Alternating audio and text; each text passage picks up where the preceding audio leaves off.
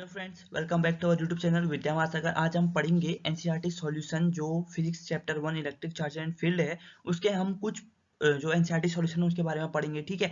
और इससे पहले हमने इसकी 5 चैप्टर फर्स्ट की हमने 3 वीडियो बना रखे हैं जिसमें हमने चैप्टर के सारे इंपॉर्टेंट टॉपिक्स और सभी जो मेन पॉइंट है उनको कवर किया है और आपको अच्छे से समझाने की कोशिश की है। अगर आपने वह वीडियो नहीं देखी है तो आपको हम जो प्लेलिस्ट है उस वीडियो की हमने इस डिस्क्रिप्शन में इस वीडियो के डिस्क्रिप्शन में डाल रखा है प्लेलिस्ट का लिंक, तो आप उसमें जाके वो सारी वीडियो देख सकते हैं। तो बढ़ते हैं आज की वीडियो की तरफ।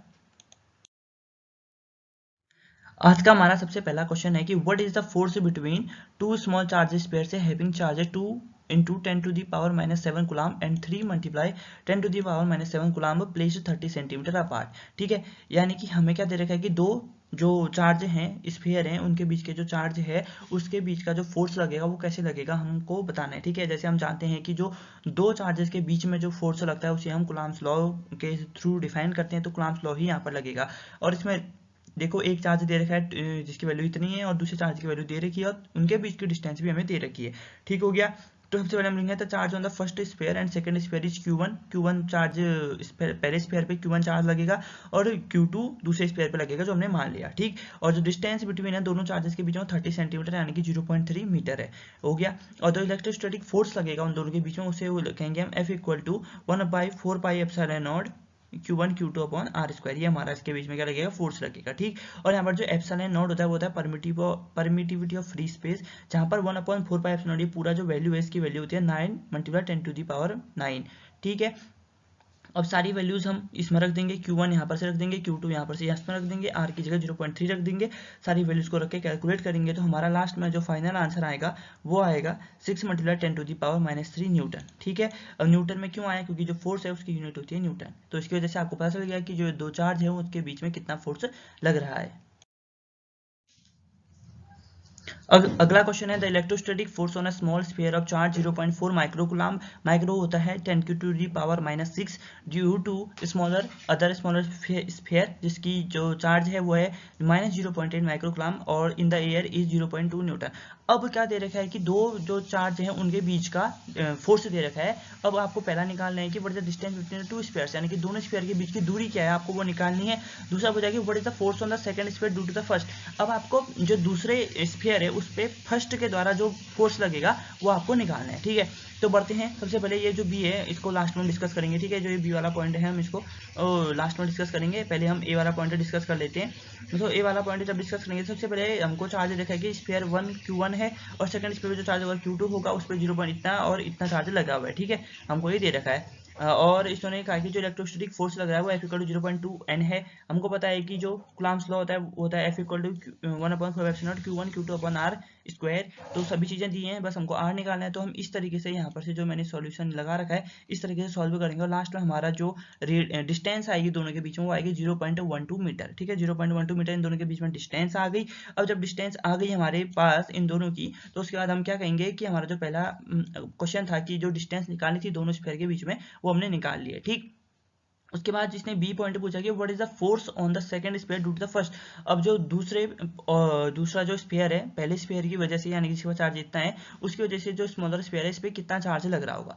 तो हम यहाँ पर देखेंगे जो दोनों चार्ज हैं, दोनों जो चार्ज है उस पर एक पे प्लस चार्ज है और एक पे नेगेटिव चार्ज, यानी कि दोनों अपोजिट चार्ज हैं। तो जो फोर्स लगेगा सेकंड स्फीयर में फर्स्ट स्फीयर की वजह से वो 0.2 N होगा। ठीक है, 0.2 न्यूटन यह होगा। जो आपको फोर्स दिया है वही फोर्स उनके बीच में लगेगा। अगला क्वेश्चन है कि check that the ratio ke²/g MeP। Me होता है आपका मास ऑफ इलेक्ट्रॉन, Mp होता है मास ऑफ प्रोटॉन, और ठीक है, और G होता है ग्रेविटेशनल फोर्स इज डायमेंशनलेस। हाँ, और इस टाइप के क्वेश्चन आने की पेपर में संभावना है। मैं ये कह सकता हूँ कि आपको बताओ कि आपको कुछ यूनिट दे दी होगी और उसमें कहेगा कि इसको डायमेंशनलेस प्रूफ करो। तो आपको डायमेंशनलेस प्रूफ करने के लिए किस तरीके से करेंगे हम यहाँ पर बताते हैं आपको। ठीक हो गया, तो देखो look up to table of physical constant and determine the value of the ratio. What does the ratio signify. अब आपको ये वैल्यू दे रखी है, ये के ई वाली वैल्यू दे रखी है ना आपको, जो ये वैल्यू दे रखी है इसको आपको दिखाना है कि इसके बाद कोई भी डायमेंशन नहीं होती है। ठीक, तो हम इसको देखते हैं आगे को। तो क्या होता है यहाँ पर देखो, जहाँ पर जी क्या है ग्रेविटेशनल कांस्टेंट है, मैंने अभी आपको बताया, जिसकी यूनिट होती है न्यूटन मीटर स्क्वायर पर केजी स्क्वायर। और यहाँ पर एम ई और एम पी होता है, मैंने आपको बताया था मास ऑफ इलेक्ट्रॉन और प्रोटॉन होगा जो केजी में होता है। और ई होता है इलेक्ट्रिक चार्ज, जो इलेक्ट्रॉन पे चार्ज होता है, वो यूनिट होती है उसकी कूलम्ब। ठीक है, और के इक्वल टू का 1/4 pi epsilon not permittivity of free space epsilon not को कहते हैं, और जिसकी यूनिट होगी इतनी।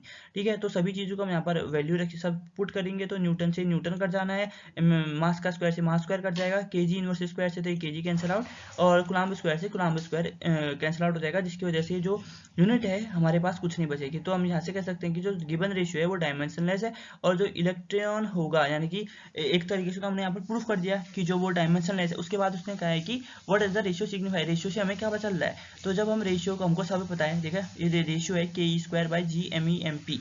ठीक है, M E mass of electron आपको पता है कितना होता है, इतना 9.1 into 10 to the power -31 kg, और मास ऑफ प्रोटॉन भी आपको पता है 1.16 10 की पावर -27 kg।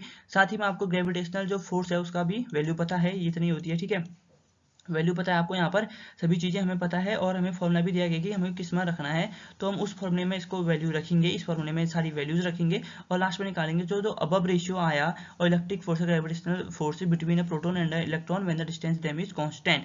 तो यानी कि इससे हमें पता चलता है कि जो उनके बीच में रेशियो है वो तब आ रहा है जब वो दो जो डिस्टेंस है उनके बीच की कांस्टेंट, यानी कि डिस्टेंस हमें दे नहीं रखी है, एक परफेक्ट डिस्टेंस पे दोनों रखे हुए हैं। ठीक, अगला क्वेश्चन है देखो, a system of has two charges Q A इतना चार्ज और कैन क्यू बी इतना चार्ज है। ठीक है, इस पे plus charge is negative charge, दोनों अपोजिट चार्जेस हैं। Located at point A is equal to 0 0 -15 centimetre, यानी कि जेड एक्सिस में, 0 0 + 15 यानी कि जेड एक्सिस में, दोनों के पास भी अपोजिट चार्ज है। आप यहाँ पर देख सकते हैं इस फिगर में किस तरीके से ये दोनों जो पॉइंट हैं कौन सी एक्सिस में लाई कर रहे हैं। ठीक, what is the total force charge and electric dipole movement of the system, यानी कि इलेक्ट्रिक टोटल चार्ज कितना होगा वो बताना है आपको, और साथ ही साथ इलेक्ट्रिक डायपोल क्या है वो भी बताना है। ठीक, तो बढ़ते हैं इसमें।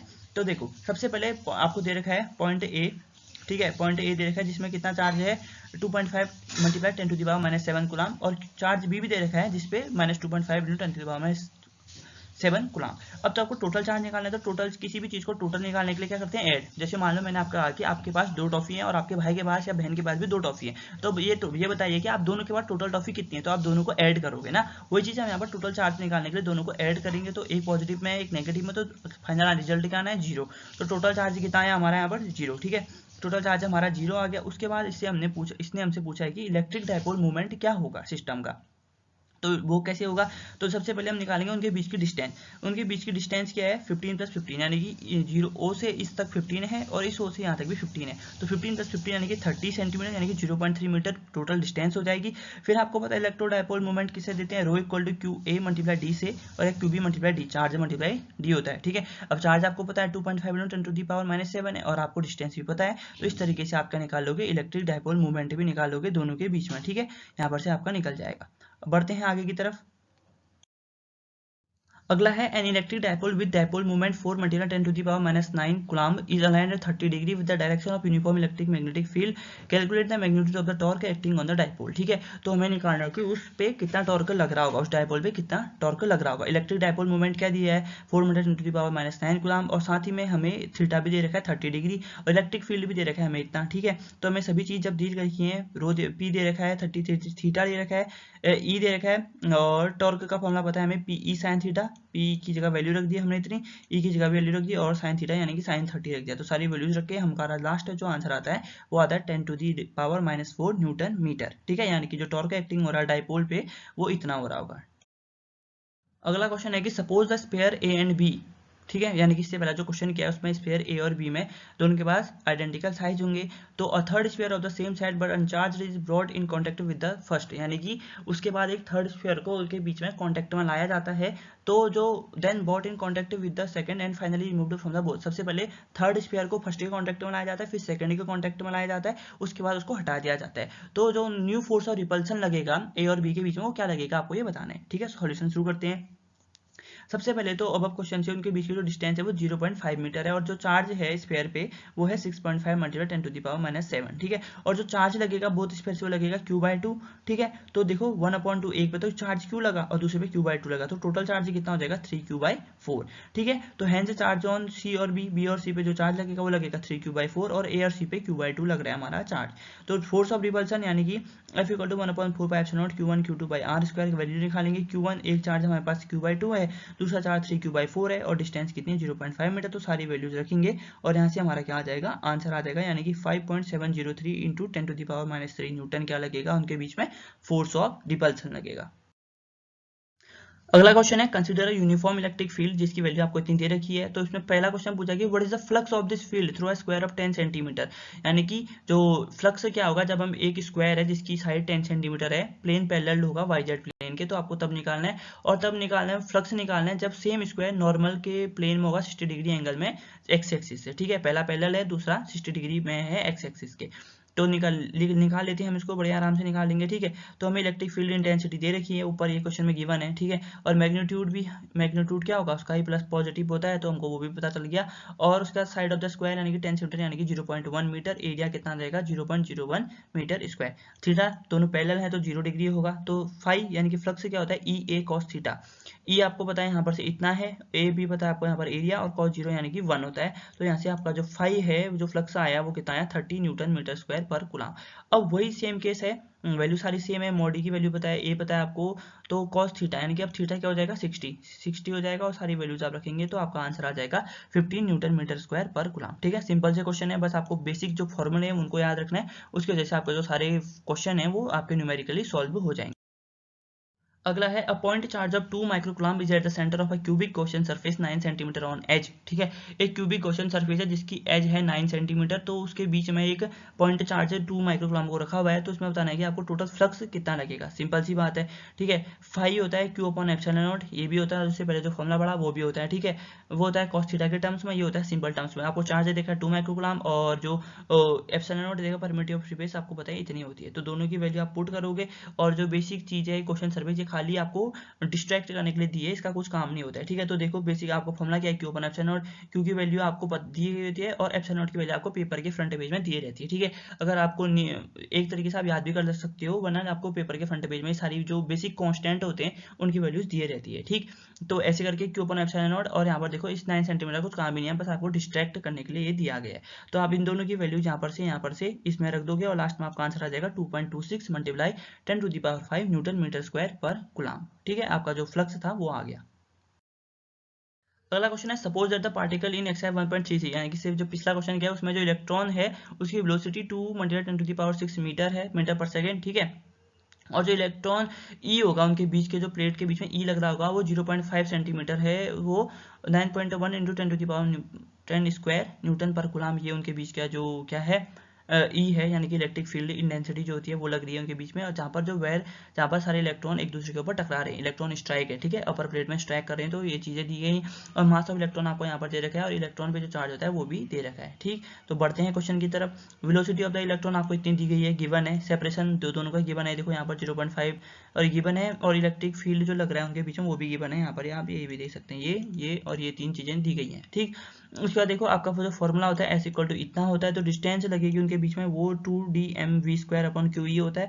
तो और ये सारी चीजें हम वैल्यू पुट कर लेंगे, जो वैल्यू पुट करने का जो लास्ट में हमारा आंसर आएगा वो आएगा 1.6 सेंटीमीटर, यानी कि जो इलेक्ट्रॉन स्ट्राइक होगा वो आफ्टर हर मतलब 1.6 सेंटीमीटर पे स्ट्राइक कर रहा होगा, ठीक है। जो अपर प्लेट में होगा इतनी डिस्टेंस के बाद वो स्ट्राइक कर रहा होगा, ठीक। तो इस तरीके से हमारा जो सारे न्यूमेरिकल थे, मैं उम्मीद करता हूँ कि मैंने आपको समझाने की अच्छे से कोशिश करी है, तो आपको समझ में आया होगा, ठीक है। तो इसी तरीके से मिलते हैं हम आपसे अगली वीडियो में, तब तक के लिए हमारी वीडियो को लाइक करें, अपने दोस्तों के साथ ज़्यादा से ज़्यादा शेयर करें ताकि उन्हें भी अपने पेपर में की प्रिपरेशंस के लिए हेल्प हो। चैनल को सब्सक्राइब जरूर कर लें, नोटिफिकेशन ऑन कर लें, जिससे कि आपको वीडियो अपलोड होते ही आपको नोटिफिकेशन मिल जाए। अब से हम डेली आपके लिए ऐसे ही लगातार वीडियोस लेके आते रहेंगे, जिससे आपका फिजिक्स का सिलेबस जल्दी से जल्दी कंप्लीट हो जाए, ठीक।